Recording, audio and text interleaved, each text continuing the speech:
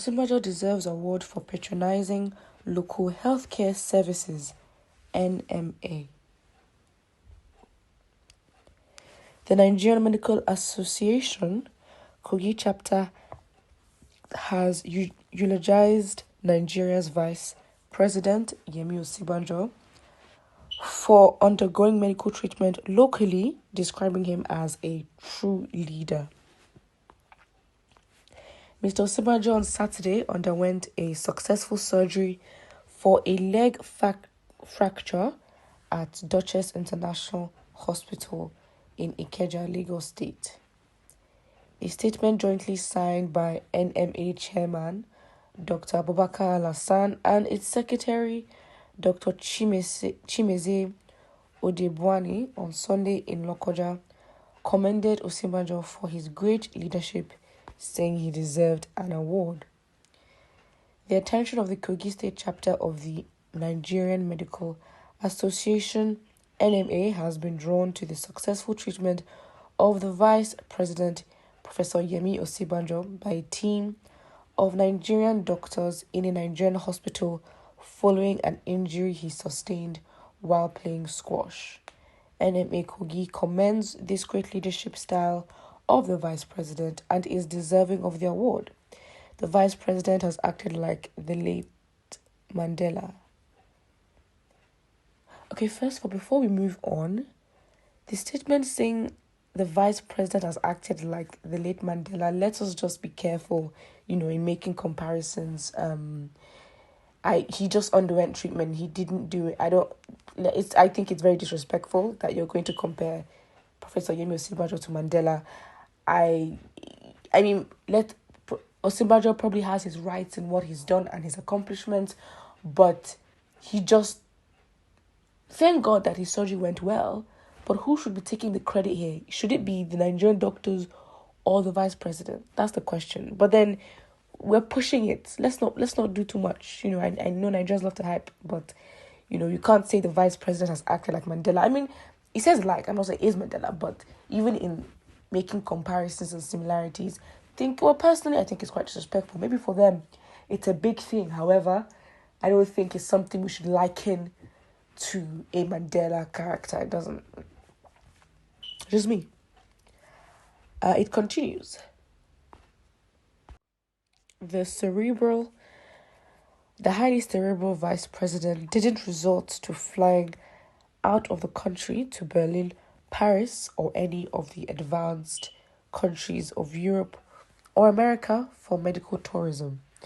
The VP chose to seek medical attention within the country, even with the avalanche of resources at his disposal, which would have enabled him to seek attention outside the shores of Nigeria.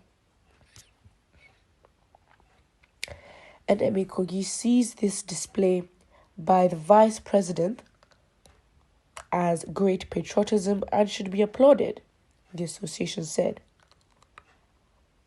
The NMA also noted that the former governor of Kogi, Idris Wada, similarly chose to seek medical attention at home following his involvement in a ghastly road traffic accident as a governor. The association therefore implored Nigerian leaders to take a cue from the Vice President and also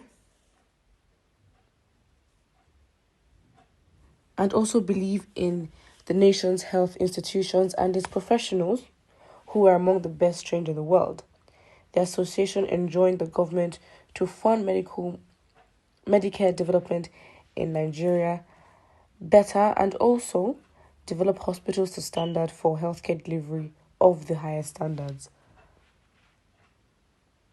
Okay.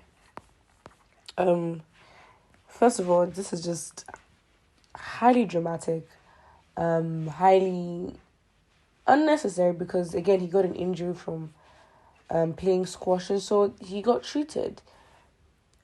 I don't think he needed to travel abroad to fix that. Whatever was available for that time. Again, if he sustained such an injury, given the time of the APC and his obligations, I don't think he has the time to even travel out for health or medical tourism. So again, I'm not that I'm trying to yes, I am trying to downplay it, because it's highly, it's actually very funny.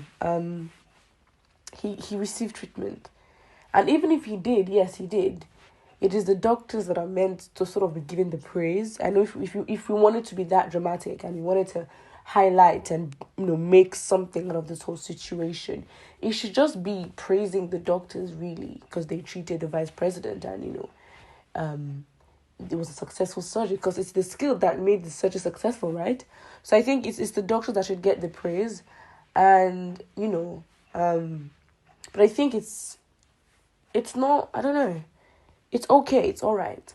I think it's in instances where the government or politicians would get treatment by their medical team in the country, the national one. It would normally be for big things. So, for example, in the UK, when COVID was, at its strongest, then we heard the news that Boris Johnson also caught COVID, and then panic mode started. And so we then have the NHS that treated Boris Johnson. I don't know how that went. I cannot tell you that they did it for sure.